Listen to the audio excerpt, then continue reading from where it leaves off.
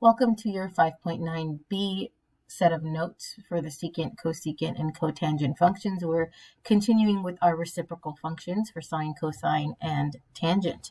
So let's take a look. We have our same objective here where we want to find the relationships between trigonometric functions and their reciprocal functions.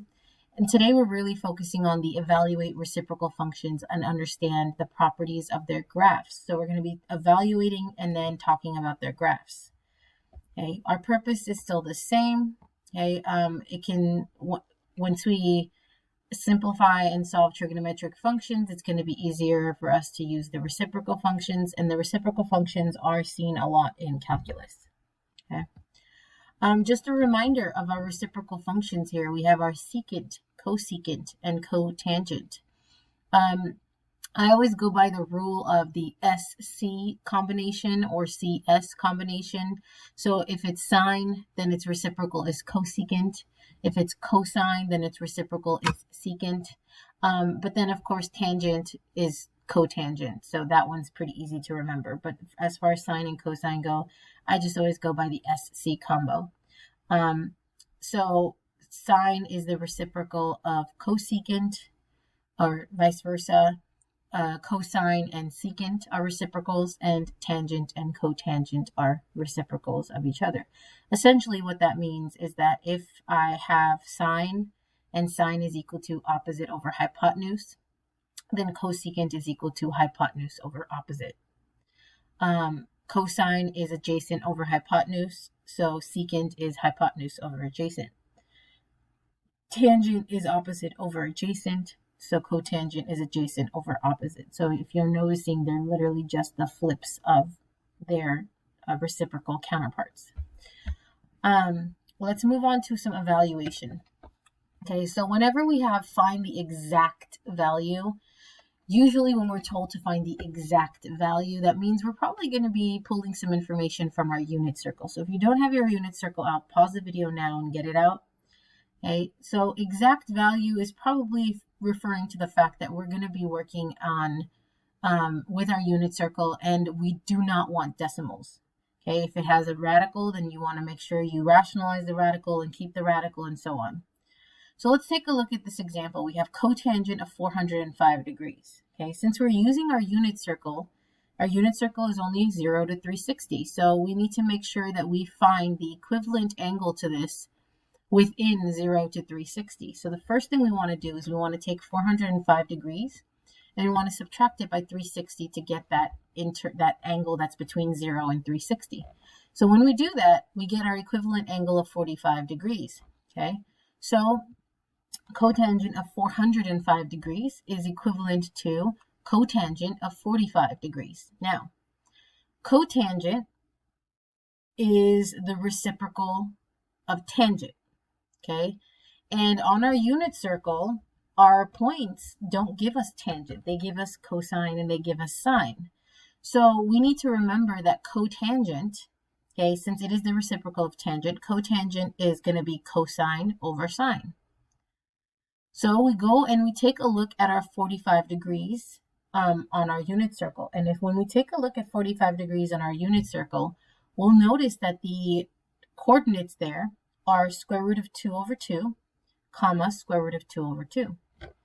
Now, since cotangent is now cosine over sine, that means I'm going to have the square root of 2 over 2 divided by the square root of 2 over 2.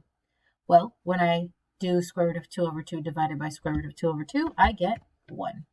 Because a number divided by itself, no matter how complicated that number, if I'm dividing a number by itself, it's equal to 1. Okay, so cotangent is just cosine over sine. That's the reciprocal of tangent. Okay, I put those values over each other and I simplify them. And in this case, they simplify just to a basic 1. Okay, let's take a look at secant. Okay, we have our next example. We have secant of 10 pi over 3. All right, so 10 pi over 3. If 10 pi over 3 is greater than 2 pi, then I need to subtract 2 pi from it to get that equivalent angle. And I can easily check to see if 10 pi over 3 is greater than 2 pi just by doing 10 divided by 3. Okay, 10 divided by 3 is about 3.3. So that's definitely over 2. So this is greater than 2 pi. So what I want to first do is I want to do 10 pi over 3 minus 2 pi. Okay, if we get common denominators there, let's see, 6 divided by 3 is 2, so that's going to be 6 pi over 3. 10 pi minus 6 pi, I get 4 pi over 3. Okay, so I have my 4 pi over 3 there. That's the equivalent angle. So that means the secant of 10 pi over 3 is equivalent to the secant of 4 pi over 3. Okay, so if I go to 4 pi over 3 on my unit circle, that's in my quadrant 3. And I have the coordinates of negative 1/2, comma, negative square root of 3 over 2.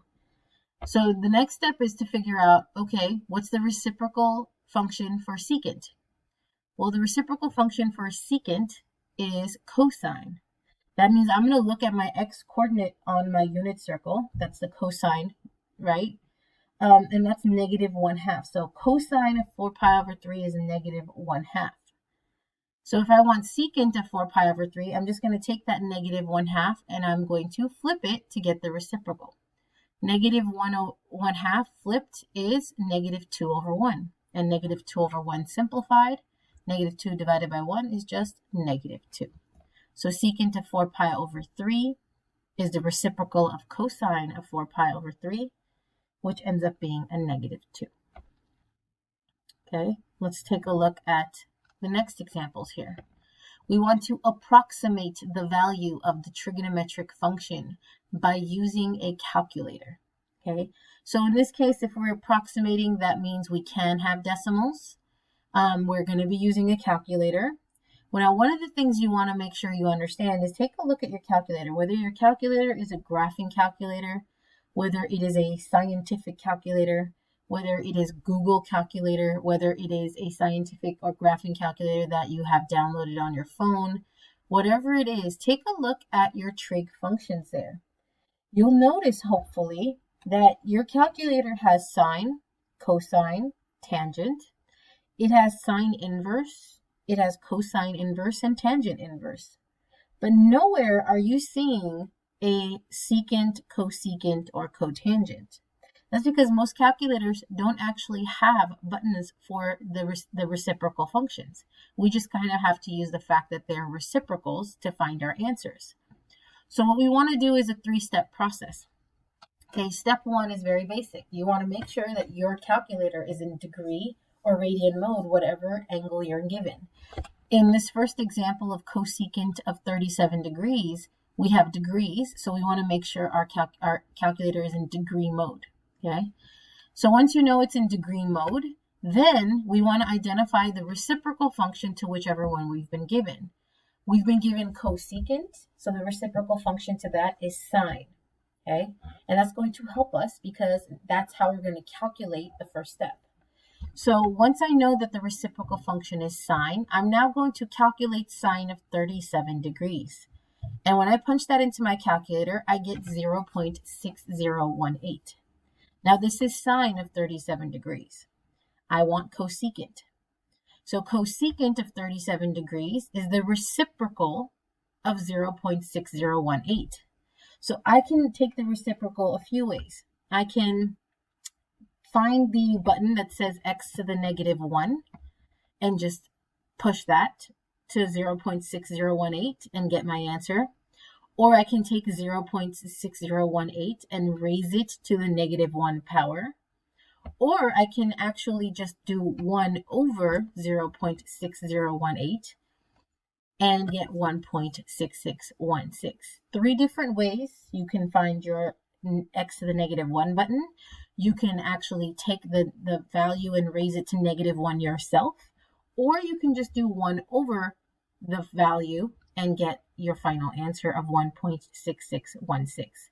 The last step there is actually taking the reciprocal of the answer so that you can get the reciprocal value. Okay. Let's take a look at this one here. We have cosecant of 5.4. Okay, now 5.4, notice there's no degrees here. That means we're dealing with radians. So for step 1, we want to make sure that our calculator is in degree mode. I'm sorry, not degree mode, I apologize, radian mode. Our calculator needs to be in radian mode now. So we're going to take a moment and we're going to change our calculator to radian mode. Okay. Next, identify the reciprocal function. Well, again, we're dealing with cosecant, so our reciprocal function is sine. So step 3 is pretty much the same. Take sine of your angle, so sine of 5.4 radians, and we get negative 0.7728. This is not our final answer. We want cosecant, which means we want to take the reciprocal. Again, 3 different ways to do that. Either take negative 0.7728 and find the x to the negative 1 button, or raise it to negative 1 yourself, or put 1 over negative 0.7728, and either way you're going to get negative 1.2941 as your final answer. So the cosecant of 5.4 radians is negative 1.2941. Okay. I have 2 examples here for you to try out. So I want you guys to pause the video here and actually try these out yourself. Okay. All right, good job. Let's go through them. Okay, first example, we have radians. Okay, cotangent, reciprocal of tangent. And then, so we take the tangent of 4 pi over 11, get our value, take the reciprocal of it, and so we'll get 0.4567. Okay, next example, we have the secant of 573 degrees. That should tell you that we should be in degree mode. Secant is the reciprocal of cosine. So we're going to be working with cosine here. Cosine of 573 degrees gets us negative 0.8387. Find the reciprocal of that value. You get negative 1.1924. I hope you guys got both of these correct. Fingers crossed. Okay. All right, let's talk about even and odd functions. Now, this should take you back to 5.9, or I'm sorry, 5a, chapter 5a, in that when we were talking about even and odd functions and the properties of those trig functions. So if you remember, cosine was our only even function, and it was even because the cosine of negative theta was equivalent to the cosine of theta. So cosine of pi over 4 is the same value as cosine of negative pi over 4. Now, this is true for its reciprocal function as well. So if cosine is an even function, then that means secant is also an even function. That means secant of negative theta is equal to secant of theta. And this is also true for the odd function. So if you'll notice the odds, sine of negative theta was equal to the negative sine of theta. So the sign actually did change. That means since sine and cosecant are reciprocals, that means cosecant is also an odd function. So cosecant of negative theta is equal to negative cosecant theta. And the same is true for tangent and cotangent. Okay. So even functions, we still have our cosine, and now we have secant. Odd functions, we have our sine, and we have cosecant, tangent, and cotangent. Okay. These should be properties that that's ringing a bell for you, okay, and you want to be able to use them. So let's take a look at a quick example here. We have sine of theta is equal to 1 over 5 in quadrant 1. Now, obviously, remember the quadrant is very important here, okay? So quadrant 1, so the first thing we want to do is we actually want to draw a triangle to reflect this, remembering that sine is opposite over hypotenuse, okay? So I draw my axes here. I have my little triangle. My theta is right over here from the origin of the graph. So using that theta, we label our sides of opposite over hypotenuse. So that means opposite is 1, hypotenuse is 5. So then we're going to go ahead and we're going to find our adjacent side. We want to find this guy right here. And we're going to use our Pythagorean theorem to do that. Okay, and so we go through and we find that our missing side is 2 radical 6. This is going to help us because we want to find the even and odd properties, we want to find all of our properties of our reciprocal functions here. Okay, so remembering our reciprocal functions, cosecant is reciprocal of sine, so that's going to be hypotenuse over opposite. Secant is reciprocal of cosine, so hypotenuse over adjacent. Cotangent is reciprocal of